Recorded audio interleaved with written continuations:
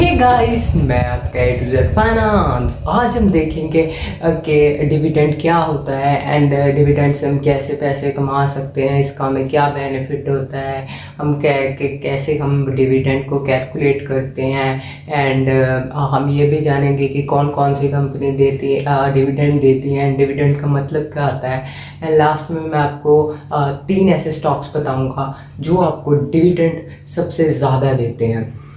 And let's start the video, guys.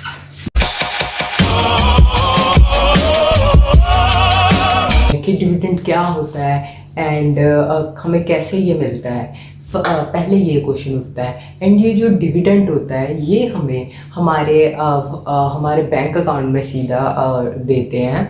And ये dividend हमें क्यों मिलता है? ये जो डिविडेंड होता है ये हमें कंपनी से इसलिए देती हैं क्योंकि हम इनके शेयर जो है होल्ड करते हैं, तो ये होल्ड करने के हमें पैसे देती हैं। ये ऑप्शनल होता है कंपनी के लिए, कुछ कंपनीज देती हैं एंड कुछ कंपनीज नहीं देती हैं। एंड ये जो डिविडेंड होता है ये इसीलिए होता है सिर्फ कि आप उस शेयर में ज़्यादातर बने रहें, उनके जितने शेयर आगे जाएंगे उतना ही उन्हें बेनिफिट होगा, उनमें उतनी ही वॉलेटिलिटी आएगी जितने आप उनके शेयर बाय सेल करेंगे। एंड दैट्स वाई एंड ये होते हैं डिविडेंड। अब हम जानते हैं कि रिकॉर्ड डेट और एक्स डेट क्या होती है।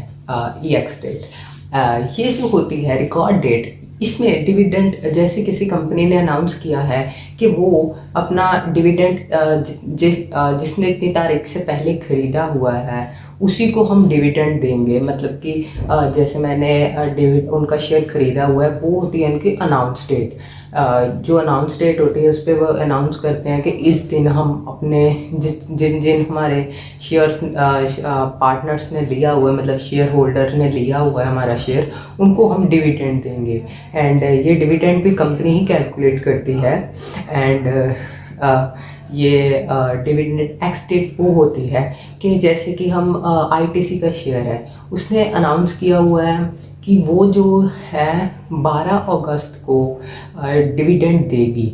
ओके, बट आप अगर एक्स डेट से पहले एक दिन खरीद लेते हैं या उससे कुछ दिन पहले खरीद लेते हैं तो आपको डिविडेंड मिल जाएगा।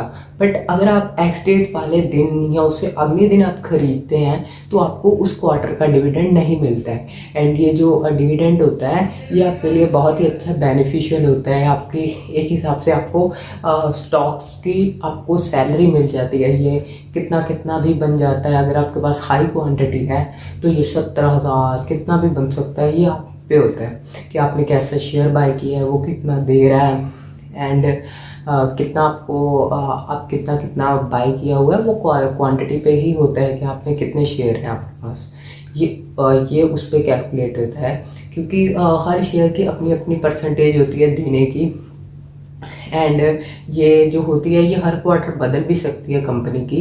ज़रूरी नहीं है कि एक बार कंपनी ने शेयर पे अनाउंस किया है तो वो भी अगली बार भी शेयर ही रहेगा। ये चाहे वो 7 कर दे और अगली बार चाहे 5 कर दे, ये उसका डिसीजन है कंपनी का एंड बोर्ड मेंबर्स का जो होता है। एंड अब हम अगले पॉइंट पे चलते हैं कि ये कैलकुलेट कैसे होता है। हमें जब तक ये नहीं पता होगा कि कैलकुलेट कैसे होता है तब तक हम कैसे कैलकुलेट कर सकते हैं।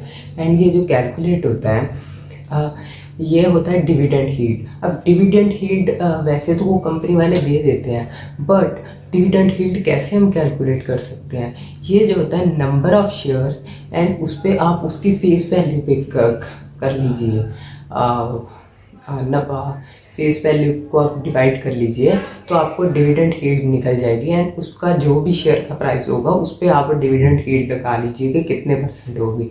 क्योंकि बहुत कंपनीज हैं जो आपको अट्रैक्ट करने के लिए सिर्फ आप 5,000%, 500% इतने रिटर्न कह देती हैं, बट जब उन्हें असल में देखो तो वो इतना होता है, बट वो अलग तरीके से कहते हैं क्योंकि जो डिविडेंड होता है ये आपको फेस वैल्यू पे मिलता है शेयर की। अगर किसी की 1 रुपया है तो आपको उस पर 10% जो होगा उसके हिसाब से मिलेगा।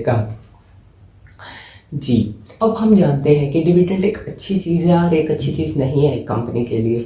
क्योंकि अगर किसी कंपनी का चलाने में कुछ पैसे लगते हैं तो वो किसी की कुछ अर्निंग आई है कंपनी को तो वो उसमें से आपको कुछ पैसे दे देती है। बट बहुत सारे जो होती है ट्रांजैक्शंस उसमें ये कट जाते हैं पैसे काफ़ी, मतलब जैसे किसी कंपनी ने 100 रुपये आपको दिया है डिविडेंड फॉर द एग्जांपल, तो वो लास्ट में कट कटा के कुछ 60-70 रुपये ही रह जाता है, क्योंकि बहुत सारे गवर्नमेंट के टैक्स लगते हैं एंड दैट्स वाई। एंड ये कंपनी आपको मेरे हिसाब से एक टैक्स ये डिविडेंड एक अच्छी चीज़ नहीं है, क्योंकि कंपनी जो है अपनी जेब से आपको पैसे देती है एंड वही कंपनी अगर अपनी ग्रोथ में पैसे लगाए तो उसमें ज़्यादा बेनिफिट होगा एज़ कंपेयर टू कि आपको डिविडेंड दे बार बार, क्योंकि हर क्वार्टर ये डिविडेंड अनाउंस होता है अगर कोई कंपनी करती है, तो क्वार्टर 3 महीने का भी हो सकता है, 6 महीने का भी हो सकता है, 9 महीने का भी हो सकता है।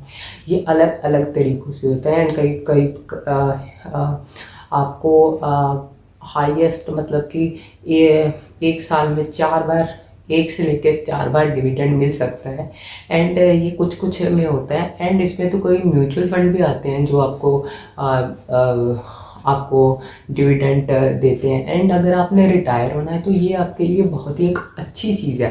बट अगर आपकी एज कम है तो आप कर सकते हैं, आप काफ़ी अच्छा इन्वेस्ट कर सकते हैं। आपका हाई रिस्क है तो आप उसमें दैट्स फाइन, क्योंकि कंपनी की ग्रोथ स्लो हो जाती है अगर उसके पास कैपिटल पीछे कम है पर तब भी आपको अपनी डिविडेंड दे रही है, तो वो कंपनी एक तो ट्रस्टेबल हो जाती है एंड आपको कभी भी जो डिविडेंड है वो पेनी शेयर्स का नहीं लेना चाहिए। पेनी शेयर आपको लेना ही नहीं चाहिए मेरे हिसाब से। सभी कहते हैं कि पेनी शेयर एक अच्छी चीज़ नहीं है और मैं भी यही मानता हूँ, क्योंकि सोना सोने के भाव मिलता है एंड लोहा लोहे के भाव मिलता है, दैट्स वाई।